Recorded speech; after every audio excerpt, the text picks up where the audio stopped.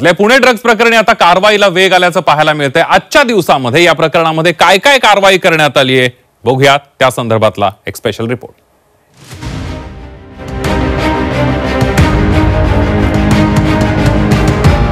पुण्यातल्या L3 बार मध्ये drugs सेवन केल्याचा धक्कादायक प्रकार समोर आल्यानंतर एकच खळबळ उडाली। मात्र ड्रग्ज सेवन केल्याची कबुली आता या दोन्ही आरोपींनीच दिली। 34 वर्षांच्या नितीन ठोंबरेला मुंबईतनं तर 32 वर्षांच्या करण मिश्राला पुण्यातून ताब्यात घेण्यात आलंय।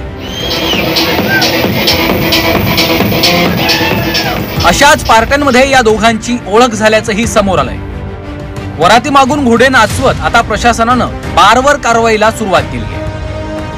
राज्य उत्पादन शुल्क विभागानं L3 बार मधला मुद्देमाल जप्त करून आरोपींना अटक केली आहे, तर संबंधित हॉटेल सील करत त्याचा परवानाही रद्द करण्यात आला।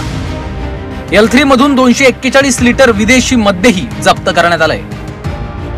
ड्रग्ज प्रकरणात राज्य उत्पादन शुल्क विभागाचे पोलीस सहनिरीक्षक अनंत पाटील यांच्यावर निलंबनाची कारवाई करण्यात आली आहे। आतापर्यंत राज्य उत्पादन शुल्क विभागाचे 2 अधिकारी तर पुणे पोलिसांमध्ये 4घांचं निलंबन करण्यात आलंय। यात 2 बीट मार्शल आणि 2 पोलीस अधिकाऱ्यांचाही समावेश आहे। दुसरीकडे पुणे ड्रग्ज प्रकरणावरून राजकारणही तापलंय। विद्येचं माहेरघर आता ड्रग्जचं माहेरघर बनल्याची टीका करत राष्ट्रवादी शरदचंद्र पवार पक्षाकडून आंदोलन करण्यात आले। पुणे महापालिकेलाही उशिराने जाग आली आहे। फर्ग्युसन कॉलेज रोडवरील अनधिकृत बांधकामांवर महापालिकेनं हातोडा चालवत कारवाई केली। कल्याणी नगर अपघातानंतर कारवाई सुरू झाली होती, मात्र ती पुन्हा मंदावली आणि आता L3 बार मधल्या वादग्रस्त पार्टीनंतर महापालिकेला जाग आली आहे। खरं तर वराती मागून घोडे नाचवण्याचा प्रकार पुन्हा एकदा समोर आलाय। महापालिकेला हे आजच दिसलं का हा खरं तर प्रश्न आहे। वेळीच कारवाई केली जात नाही आणि नंतर असं काहीतरी घडलं की हा सगळा प्रकार या ठिकाणी समोर येतोय किंवा महापालिकेला जाग येते असं म्हणावं लागेल।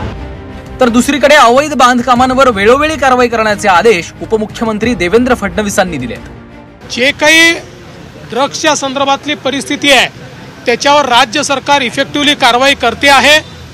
अजून बरेच काळ ही कारवाई करत राहावी लागेल। आमचा 0 टॉलरन्स पॉलिसी आहे। जो कोणी याच्यामध्ये सापडेल, पोलीसवाला असेल त्याच्यावर कारवाई होईल, अजून कोणी हॉटेलवाला असेल त्याच्यावर कारवाई होईल। ही अतिशय कडक कारवाई चाललेली आहे। कारवाई तशीच सुरू राहणार आहे। त्यामुळे मला असं वाटतं विरोधकांनी याचं राजकारण करू नये। दुसरीकडे पुणे महापालिकेच्या बारवरच्या कारवाईवर जागा मालक विठ्ठल कामटेंनी सवाल उपस्थित केलेत। आम्हाला नोटीस दिली नाही, माहिती नाही, आज जाऊनही दिलं नाही, काय अतिक्रमण केलं, काय तोडलं, काही पत्ता लागून दिला नाही। शटर वर घेतलं, आतमध्ये जाऊन बसले, काय केलं तोडलंय आम्हाला काही माहितीच नाही।